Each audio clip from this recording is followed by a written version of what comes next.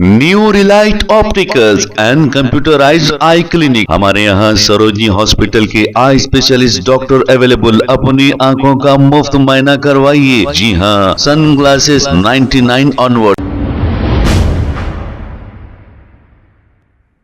अस्सलाम वालेकुम नाजरीन, 7H न्यूज सच को रखे आपके आगे। नाजरीन, आसिफ नगर पुलिस स्टेशन की रोड पर मुसलसल यानी कि डेली ट्रैफिक जाम होती है 4 बजे से लेकर 5 बजे तक।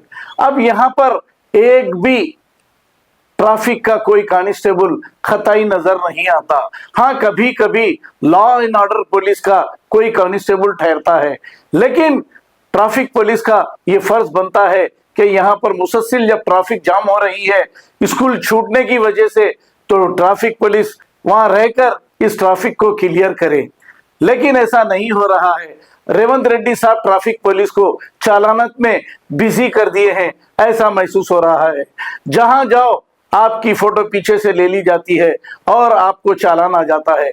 लेकिन जहां भी ट्रैफिक जाम होती है यहां पर कोई साहब पुलिस वाले ट्रैफिक के नजर नहीं आते हैं। आइए देखते हैं इसी की रिपोर्ट।